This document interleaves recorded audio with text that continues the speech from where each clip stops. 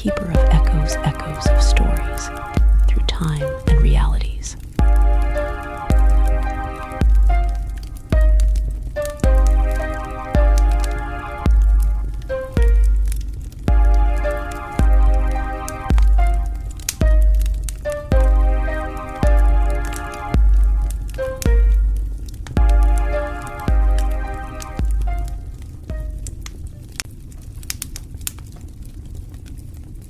Gather close, travelers.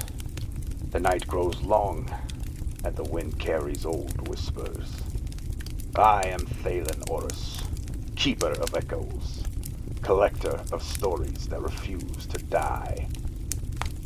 And tonight, I'll tell you the tale of Ezra Vale, a soldier, a sinner, the last spell gunner of the Arcane War. They say the war ended 20 years ago. But wars like that, they don't end. They just change their name and keep walking. The Arcane War burned across every sky.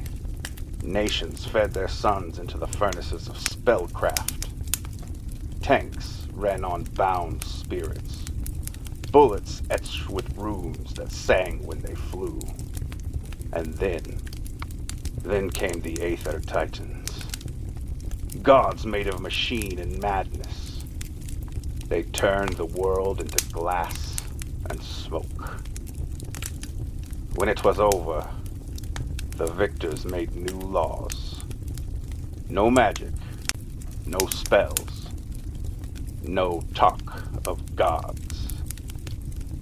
They said it was all for the safety of mankind. But in the alleys of Varadine City, you could still feel it. Magic crawling under the skin of the world, like a disease that wouldn't heal. Ezra Vale lived there.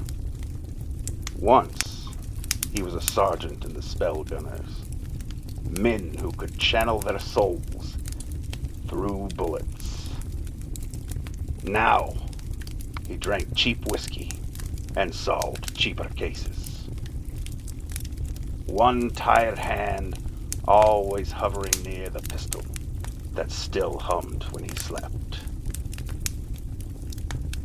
One night, as the rain whispered against the neon, she came to him. A woman in a gray coat, her perfume like winter roses, eyes sharp enough to cut through lies. My husband, she said, worked for the Concord Authority. He's gone missing. They told me not to ask questions. You, she looked at his revolver, seem like a man who asks anyway. He took the case, followed her husband's trail through smoky bars and rusted docks, heard whispers of black markets selling relics of the war, ruined cases, aether dust, bottled ghostlight. And then, first attack came. Men with glass eyes and iron hearts, Concord men. But they soon fell to Ezra. Their blood shone like molten copper when it hit the rain. Ezra stood over them and said, they outlawed magic, but they never stopped using it. In the dead man's pocket, he found a scrap of paper. A hymn. Half prayer, half cipher. Project Seraph, it read. The divine is a frequency. Tune it right, and God answers. He followed that hymn down into the Undercity, where broken veterans sang to the dark, and the air buzzed with the hum of forbidden machines.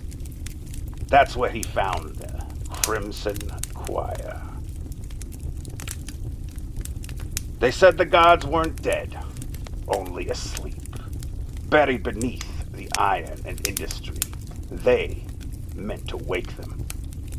And their leader, a woman named Mira, looked at Ezra's eyes like candlelight and said, "Brother of the Ash Seraph, you carry its echo." He thought it was madness, until the air around him began to shimmer, and he felt the god inside him stir, whispering like static on a radio dial. They caught him not long after, the Concord Authority, shackled him in silver chains, and dragged him beneath their glass tower. The woman in gray was there, no widow at all, an agent, a liar, her eyes colder than the machines around them. "You are the key," she said. "You carry the Seraph of Ash. We made you that way." The walls hummed. The air split. He saw their true work. Great engines fueled by the hearts of gods. Men turned into vessels. Prayers rewritten as equations. They strapped him to the machine, and in that moment the god inside him woke. But it wasn't words it spoke. Just a feeling like fire remembering it was light.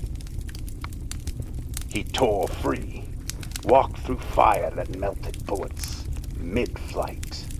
The city burned, not from hate, but from truth, too bright to look upon. He reached the edge of Varadine, the Seraph whispering, "Let me burn the world clean." He could have done it. Could have ended the corruption, the lies, the concord, the choir, all of it in one holy blaze. But he saw their faces, the soldiers who followed him, the widow who lied but still cried, and the people just trying to live in the ruins. And Ezra Vale did what no god ever would. He chose mercy. He turned the flame inward, and when he did, the whole sky turned red. And for one heartbeat, the world was quiet. Then, nothing. Just ash and rain. The Concord called it a malfunction. The choir called it martyrdom. The rest of us, we called it peace for a while. Now, when the radios crackle strange, or the fire burns too bright, I swear we can still hear him. Ezra Vale, the last spell gunner. The man who carried a god and chose not to be one. Remember, travelers, even ash remembers the flame.